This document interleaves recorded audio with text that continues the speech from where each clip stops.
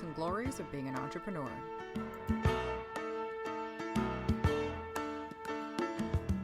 Short people got no reason. Short people got no reason. Hey, it's Elizabeth from Entrepreneurial Entrails, just following up on my last podcast, which was all about rotten bananas. And rotten bananas would be the metaphor for ideas that you allow to sit and rot in your notebook or whatever you use to record your ideas. So I thought I'd follow up. I did a little bit of research and tried to find some things that work for all types of learning styles. I was a teacher for a few years, and one of the exercises I used to do with my students was to find out if they were kinesthetic, auditory, or visual learners.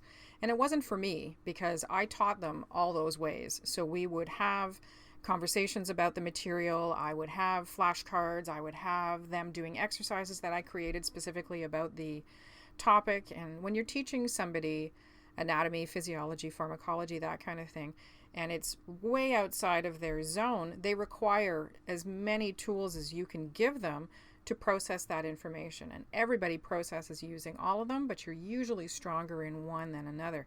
I'm a very kinesthetic learner and a very auditory-based learner. I tend to process and retain knowledge better in that capacity. So I've come up with some ideas based on that premise. So we're going to go over kinesthetic first, which is a physical action that helps you to process and learn.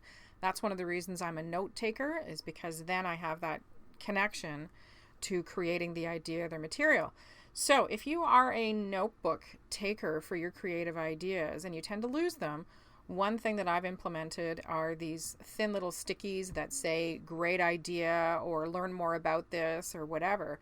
And sometimes my notebooks can end up looking a little peculiar, but I like to think of it as idea bedazzling.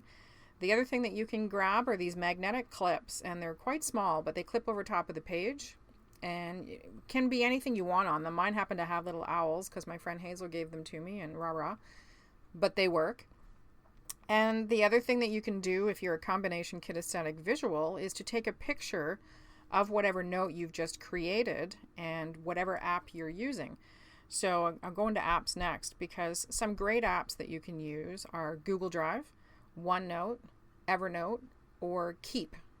All of them are, well, Evernote isn't, but most of them are Google-based or Microsoft-based or whatever. So if you're a Mac user, my apologies. I have nothing against Mac, except I don't use it, and it's not my favorite thing. But find the one that works for you.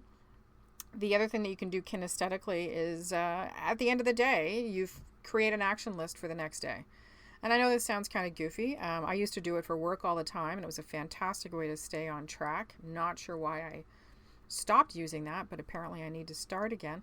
And you sit down, and the first item in your list every day is go through your notebook and make sure you haven't missed anything. Make sure some brilliant piece of creativity isn't sitting on page 100 and you're on page 300. That's the action list. Another one for organizing ideas and turning them into action items is Trello.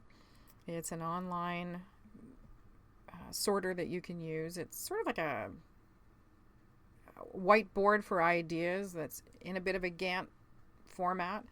It's interesting. I'm using it as part of the team for Spark the Change, which is an event that I'm working on. And it can work really well. You can put reminders, details, attach files, what have you. If you're an auditory processor, then there is something that you can do, which is within either Keep or your calendar, put a reminder in every day to check for ideas. It takes 21 days to create a habit, 21 days to put something into action that you'll use every day. So for 21 days, have a little reminder that pops up, has an auditory ding, has a visual whatever, that reminds you to go back and look. Check your stickies, pull off your magnetic clips, turn those bananas into banana bread, whatever you need to do. One of the last ones is find a reminder buddy. I don't know about you, but I have frequented Weight Watchers. And one of the main success pieces around Weight Watchers is you have somebody who you are accountable to. Plus the fact you sometimes end up paying a shit ton of money, and I don't know about you, but that pinches when I don't use the service, which I have a number of times. So if you have a colleague that you can trust who for 21 days can be your reminder buddy to give you a call and say, have you checked your list? Have you gone on and pulled your ideas out of the bottom of your lunch bag, whatever?